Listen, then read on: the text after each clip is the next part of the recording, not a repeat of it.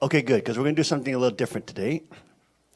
Now, we talked about a very important thing last week, and this week I wanted to offer many weeks coming, but we know, of course, the time that we are living in, and the sign in the heavens is coming in September 23rd, and we now know who the woman in Revelation 12 is. That's very clear. Okay, so we're in a serious time, at the end of times, and as somebody in Christ, one must be prepared. One must have preparedness as part of one's lifestyle.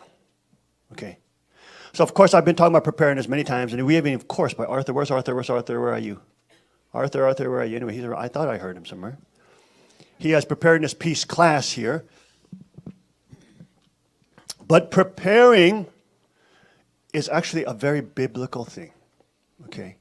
Very biblical thing. There's some videos I want to show you today, but before we get into that, we have to understand the times that we're living in today, okay? These are not normal times. The times that we're living in today.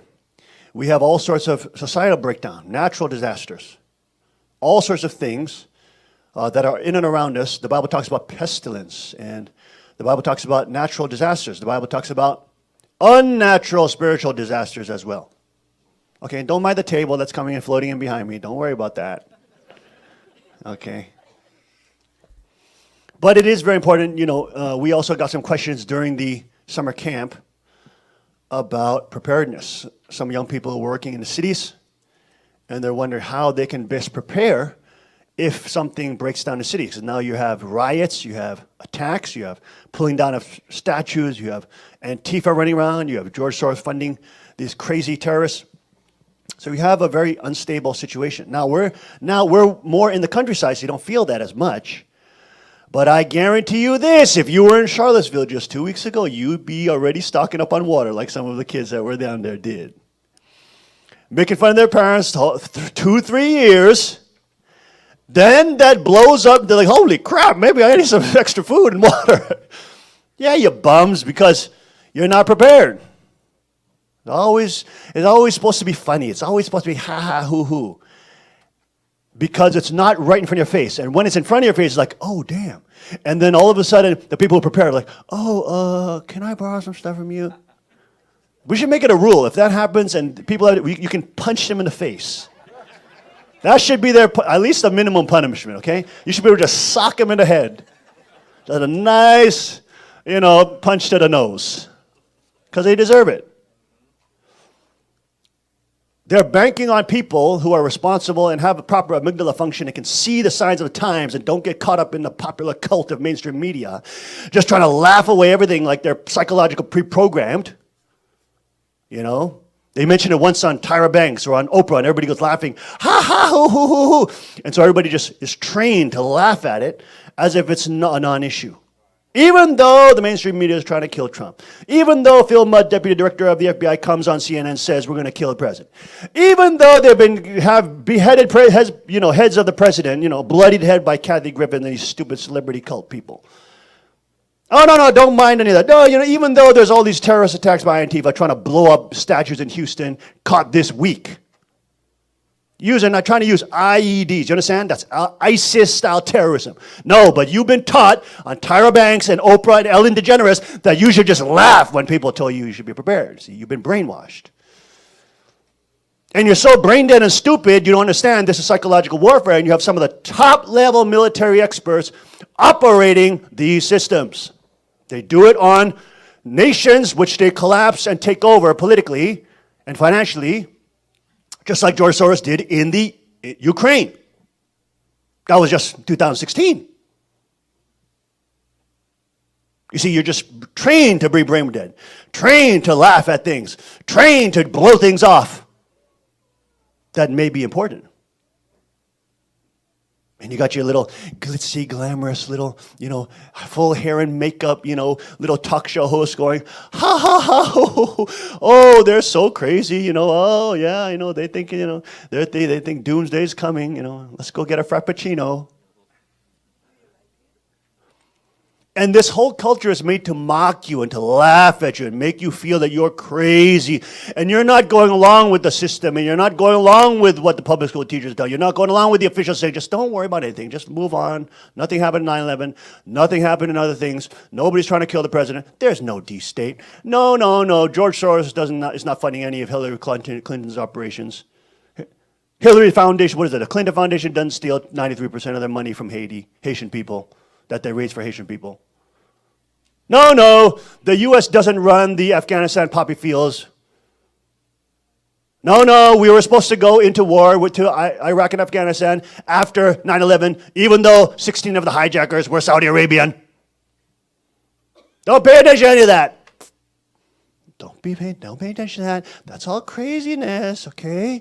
Just have your Frappuccino, have your milk latte, enjoy your life, look at your iPad. You're meant to be brain dead, to not have any proper functioning amygdala, which alerts you to predators. So, we have to understand that being prepared, of course, now there's hundreds of thousands of people now preparing because there's people are reading the signs of times. They have some discernment, some level of spiritual discernment, some level of spiritual wisdom, so they can realize, maybe what the politicians are telling me are not true. Maybe these guys they're telling me whatever we want to hear so they can stay in their political positions. They tried to say it was Russia with Trump. Everything Russia. His coffee is Russian. All right, his car is Russian. His mechanic is Russian. His maid is Russian. Everybody's Russia. Vladimir Putin sleeps in his bed with him and Melania, okay? We heard all that craziness. Just ridiculous. All day, all CNN, NBC talking about Russia. And now it's failed. Now they've done studies. 6 to 7% of the U.S. population believes the stupid Russia stuff. So like nobody believes it. So now they moved on, he's a racist. Now CNN's on news saying, anybody who voted for Trump is a white supremacist, even though you're not white. Crazy. Everything doesn't work. Everything they've tried failed, including their whole party, the Democrat, Progressive, Liberal, Lunatic, Communist Party. And the Rhino Republicans who ally with them to sell out America to foreign powers. Totally wicked people. And you have a small remnant of Americans, black, white, Asian, doesn't matter, who are starting to say, hey, we don't want this all sold out to foreign powers. We don't want to be taken over. Sure, America's not perfect. Sure, Americans are not perfect. America's not perfect. Sure, we're not perfect. But we don't want to go towards Venezuela. We don't want to go towards Cuba. We don't want to go towards North Korea. That we don't want.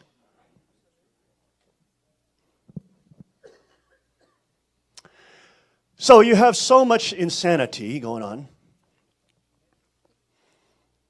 But being prepared is a very important thing. And we have to understand that this is a very biblical thing. I'm going to show you a video just in a bit by Pastor Jason Hunt, who wrote a wonderful book about the end times Christian.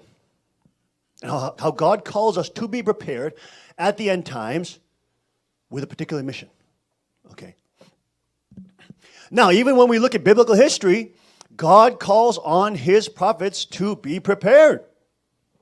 Did you know that Noah was a doomsday prepper? Noah was literally a doomsday prepper. For 75 years, this man was on a mountain building this floating bunker called the Ark. He was building a floating bunker called the Ark. That's what it was it not? It was a floating bunker from which he had protection from any insecurity that may be around him at some point. God called him to do that. So you have all these shows about doomsday prepper and this and that, and they're wearing gas masks, and that's not what it's all about, okay? Noah didn't have no gas mask on. But he was called by God, and 75 years he was on the mountain getting cursed, mocked, and scorned, and laughed at, being kind of a naked, crazy man with a long beard building a stupid boat. What is that idiot doing on the mountain building a boat? Ha, ha, ha. We call it an ark, but we forget the nature of it. It's basically, it's a bunker. It's a security bunker which will protect him and his family, by the way, from the elements, and it's going to float around because God told him he's going to make it rain. Now, in that whole episode, God also, the Bible says that the people were not used to it raining that heavy because most of the water was from the ground or from aquifers, etc. But when the rains came, then the people said, oh, shoot, there's a lot of rain. What's going on? There's a lot of, water level rising. Shoot, it's going. Oh, we got to move up the mountain. Da, da, da, da. And then all of a sudden they see crazy Noah, long beard, old robes, whatever it is, up there, screaming for 75 years, the judgment is coming, doomsday is coming, the rains will come, and all of you will be flooded in judgment. And they were mocking him for 75 years. Okay? But really, Noah was preparing for doomsday, because that was doomsday. That's going to wipe out the whole earth, the Nephilim, all that. The hybrid archangels with the female genes, all that kind of stuff. The giants, the quote giants or the Nephilim in Hebrew that were walking around. Wiping it out. So there was a doomsday that was coming. And Noah was preparing for doomsday. He was preparing for a doomsday scenario. Which it really was. It really was a flood to wipe everything out. Now it's interesting that Noah goes onto the ark, and God instructs him also to take his family. Now, if you think about that, if he's on the ark or in the bunker, do you just have a bunker that's sitting there? Let's say you have to have livestock in that bunker. You know how much preparation you have to do? How much feed, how much food you have to prepare? You don't know when the rains will stop. You know how many tools, different type of tools you may have to bring? I mean, he used a lot of tools to build the ark. What about the tools to maintain it? What about the tools to maintain the different things he has to do in the ark? The cleaning, and all that stuff. Fixing. What if he gets a hole while he's on the water? It's not like there's any islands floating around. So you have to understand that context. Think about Noah's perspective when he got that message from God. He's saying, oh my goodness, I better prepare and I better over-prepare. Better to be safe than sorry, says the old saying, right? Better to be safe than sorry. So we know that Noah not only created the ark, we know that he'd have to have tools to maintain it, to repair it. We know that Noah would have all sorts of things that he's preparing on top of the creation of the ark to put into the ark to actually survive. Isn't that interesting? Also, let's look at other figures. Like Joseph, eventually taking over all of Egypt. What did he do? He stored grain for the country. He prepared for the famine that would be to come. He prepared for the drought that was to be to come. He prepared. God told him, in fact, to prepare.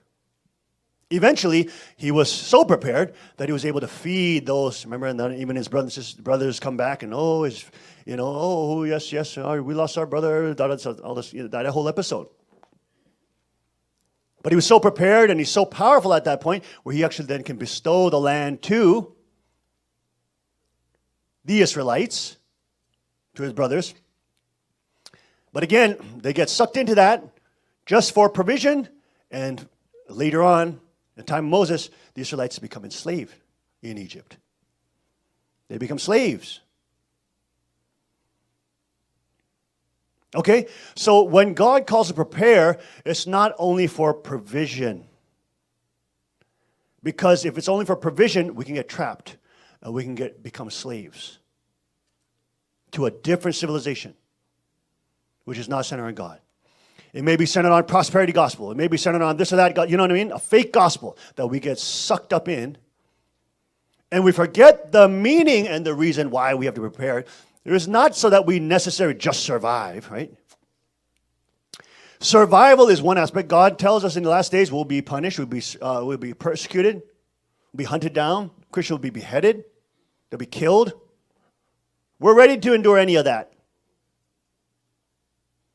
Because we know that when we die, we get eternal life with Christ. So the purpose of survival is not only to stay alive. Because even if you die, we are going to live with Father in heaven. You see that? That's a very important point. The purpose of preparedness is not only to survive. It is what? To be a blessing. Be a blessing in these travailing times. God calls us to preparedness so that we will have leverage to do the work of God. We will have power to do the work of God. As the top economists like Jim Rogers and Peter Schiff and Harry Dent, and I show you the economist predictions about 2017-18, big economic crash coming worldwide, by the way, bigger than Lehman Brothers crash in 2007, bigger economic crash. You may see an implosion of the dollar. In a case where that happens, and you have a scenario where the cash value of the dollar just plummets, well, those who are prepared now have assets that they've accumulated that are not just paper, which is not an asset. God has positioned you, because of the times, in a position in which you can have influence to effect people's life to Christ. They can realize that they were arrogant, cocky, and they were sucked up in a celebrity stupid cult where they would just laugh at you, just like everybody laughed at Noah. And they were the ones who are now special, even though they were taught in their cult that they're the ones who are special, laughing at people who are preparing. They're shown that they're the ones who are foolish, have no brain, no amygdala function. They're the idiots.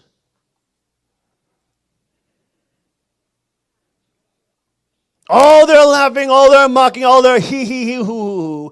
Oh, you crazy, Mom, you're crazy, Daniel. All this stuff gets flushed right down the toilet when they see it right in front of their face. They're like, oh, crap, dang, this city's blowing up. Shoot, I should have extra water here. Shoot, I should have extra food here. Hey, I should have a knife or something. These are pepper sprayers. What I got in my pockets?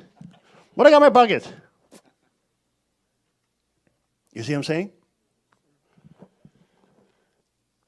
Proverbs warns. Proverbs tells us those who see danger and prepare for it. There are those who do that, and they're the foolish that stand idly by. If you have any financial acumen, or even if you have access to very high-level investors, just ask them if these are stable times. Just ask some of the high-level investors who make hundreds of millions of dollars, if you have access to them. Ask them. You'll see pretty much across the board they're saying, ooh, this is a pretty unstable time.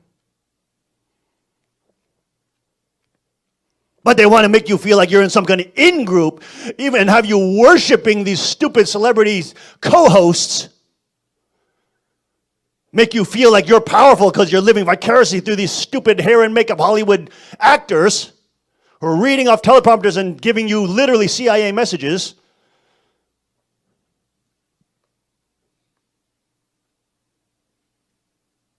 And you're told, oh, no, you shouldn't prepare. You shouldn't do anything rational. No common sense. No, don't have any of that. Everything is race. Everything is racist. Every problem is Donald Trump. Every problem is white supremacists coming out from every corner of the country. They're coming out of the woodwork to get you. Even though you are least likely to die in America from a white person.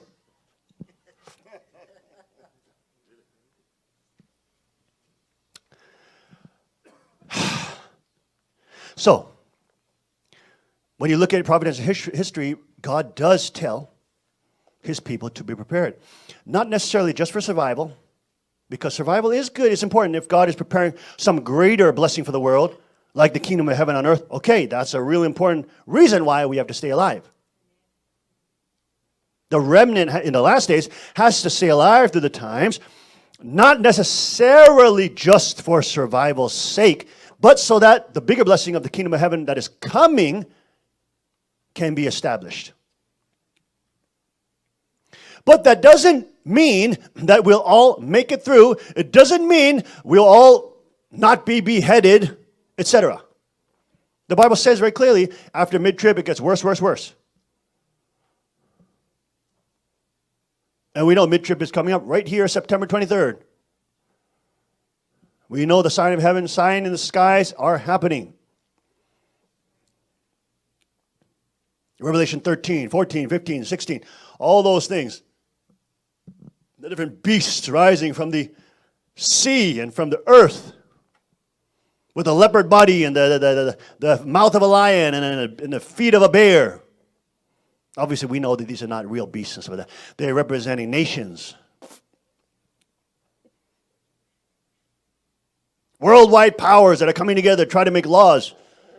The mark of the beast, that's talking about Revelation 13. That's coming that will forbid you to buy and sell and influence the way you buy and sell if you don't take it in your hand or your forehead.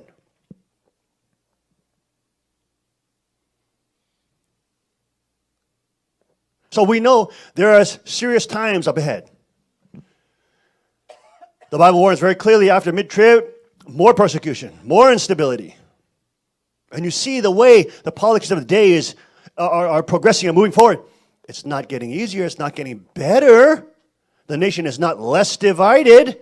CNN, MSNBC are every day full steam ahead, full-on warfare, full throttle. Divide the country, kill Trump.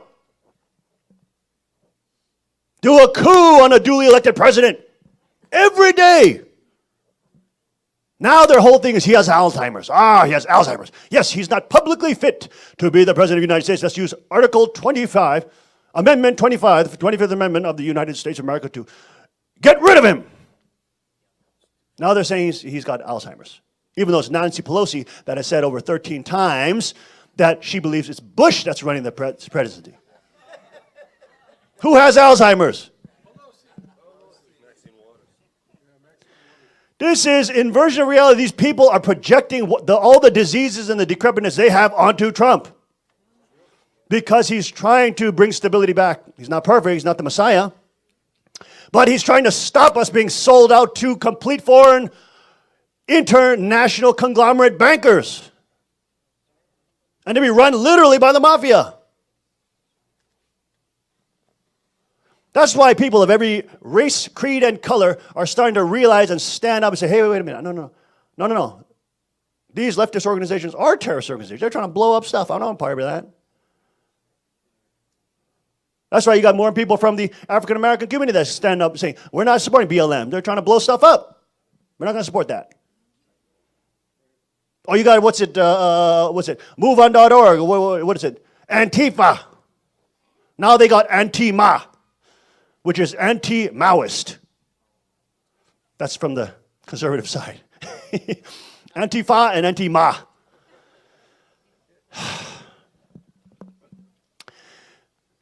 There's so much insanity that's happening, and of course the country has never been divided as such. There was this whole thing on, my goodness, they're trying to say, all the founding fathers were racist, they were slave owners. Did you, and they always say, who did say? Thomas Jefferson was a slave owner. Did you know that in Virginia it was illegal to get rid of your slaves? It was illegal. It was against the law. Did you know out of the 58 founding fathers? 58, is that right? Is it 58?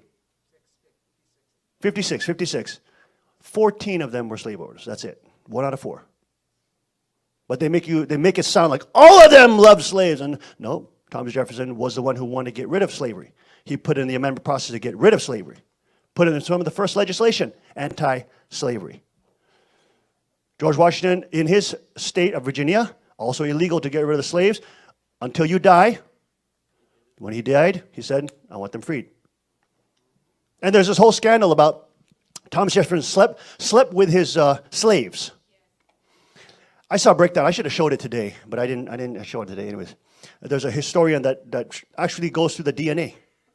And they find that the people that were claiming that they were sons of Thomas Jefferson are sons from his brother, because there's 26 Jeffersons in that county at the time of Thomas Jefferson. 26 different Jeffersons. Okay, so one of them was sleeping with a slave, but that doesn't mean all of them were sleeping with slaves. And when they claimed, the person that claimed in the 80s and 90s, said that I am a descendant of Thomas Jefferson, they did the test, and he was a descendant of the younger brother of Thomas Jefferson, not of Thomas Jefferson. But of course they want to say, it's just still a Jefferson. Because if your brother did something illegal, well, you did it too. Right? So the fact of the matter is, we are in such unbelievably divided times. And now, of course, Europe has been imploding. All that America now is starting to feel the pangs of a country that's divided. Clear ideologies that are from many different names, but are clearly on political Satanism side, versus those who are not all perfect, they're not all saints, but they're standing up for sovereignty, for self-determination and human freedom. And like I said, they're not all perfect. Sometimes you got minor Yiannopoulos, you know. Clearly not living in Christian principles and Christian under Christ. I mean, even though he says he's Catholic, because he's openly gay.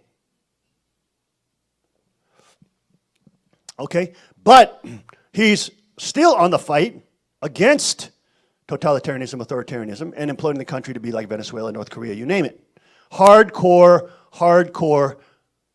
progressivism, which means communism, or some variant form thereof. Same stuff. So we are in extremely vicious times, dangerous times. And just like we said 4 years ago, even about Korea, you can see what's happening in the East Asia. Collapsing, just completely collapsing. Being completely turned over to some of the most radical leftists in Korea. The South Korean government is being turned over. Moon Jae-in has appointed some of the most radical leftists to be head of the government in South Korea. Now, when we told the heretics that 4 years ago, and we told the Han Mother that, they all laughed at us and said, you're crazy, ha ha ha. The blessing of Han Mother's here and it's going to be prosperous and glorious. Within 3 years, their country was already, what is that? Not usurping, getting rid of the president. What is that? What's that formal word for impeaching the president. Korea's total upheaval. Any of the foundation that we had working with the top elites there, totally destroyed, sold out to the commies, and now taken over by the left, by the Red Guard. And we were there clearly as fathers, true fathers, Cain and Abel, with a clear mission to divide the elites. Because you need to divide the elites in order to have an Abel-type revolution. You cannot just have a Bolshevik revolution, or you cannot just have a French revolution and hope that it's going to turn out good, because it never does. It always turns out with another dictatorship. It sits right on top. You have to break up the elite. And the elite have to wage war on each other. There has to be an able side, God side elite, and an evil side elite. And the God side has to wage war on the evil side, and then the people can gather around the God side elite because they have resources, they have infrastructure, they have whatever, to wage a battle. And that's, of course, what you have with the Founding Fathers. They were all elites, but they're fighting against the British elites and the European elites and saying, no, we're not going to do that. No, we're not going to make slavery here. I mean, in that economic fashion that Rothschilds were doing, etc., and then literally trying to create a European Union at that time and also a world governance system. No, we don't want to do that. We want sovereignty. Don't tell us what we can do in Pennsylvania and Washington, in Virginia, when you're out there from Britain. We want out of the imperial model. We want our own currency. We want to we want to be able to trade in gold and silver. We want to be able to do our own thing without intervention from you.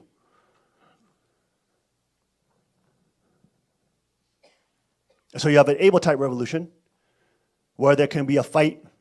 Because the real problem between all the different classes is not the classes, as the Marxists want people to be brainwashed to believe.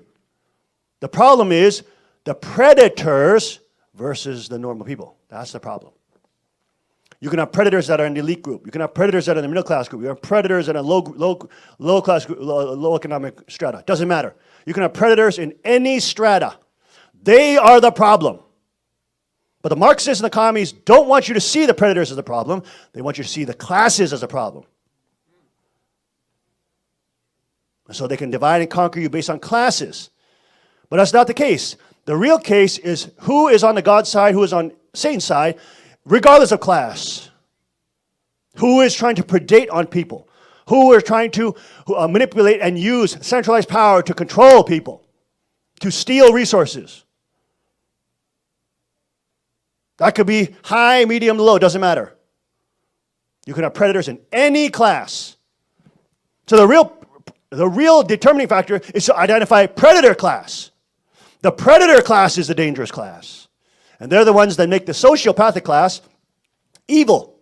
Whereas if you have Chaniguk that's come, and all those things are, all the centralization of power is illegal and banned by the Constitution, you cannot have that centralization of power, so you can't have the psychopathic predator class influence the sociopathic class, which is probably about 40%, to become evil. It's in fact the normal people who are the good people, 50%, 10% are psychopathic, and about 40% are sociopathic. That means they'll go along with evil or go along with psychopathic leaders for benefit, pensions, whatever. They won't do things based on virtue or conscience. That's about 50% is the normal people. When the normal people get to be the kings, and there's no ability for centralization of power, and everything's localized, and even the guns are localized, then you have a situation where the predator class is in grave danger. And the sociopathic class, 40%, see that the power is more with the good people instead of the bad people, so they'll decide to become good. Because they're basically mercenaries. Sociopaths will do whatever it is for benefit. So Chaniguk creates an environment where sociopaths who want to do whatever they want for benefit will be encouraged to do good, not evil. And not be tempted by the psychopathic class with the allure of centralized power, and you can ravage, steal, and rape everybody. And you can do it behind the guise of taxation or government. Okay? So there are major things that one must be aware of in the end times. And of course, we must not be foolish in thinking that the end times will be easy. Or these next 3.5 years of tribulation will be easy. And so it is important for us to be prepared. Now there's many different levels of preparedness, many different levels from spiritual, mental, psychological, all those kind of things. And one can never be fully prepared for every single scenario. Of course you can't. But you can be more prepared than not. And that can start from simple things that you carry on your person to a different just change in thinking. Even realizing the fact that, hey, maybe I need to carry some pepper spray on me because I saw what happened in Charlottesville. Hey, that's a big change. That just broke that lunatic out of the brainwashed cult of TV looking at Tyra Banks laughing at people who say they prepare. And they say, hey, maybe Tyra doesn't know what she's talking about. Maybe, you know what, I'm going to carry some pepper spray. They just broke out of that spell. Or stupid Anderson Cooper saying, there's nothing really going on. The president is just overblowing things again with his Twitter account again. Ha, ha, ha. You know, all this stupid, ridiculous.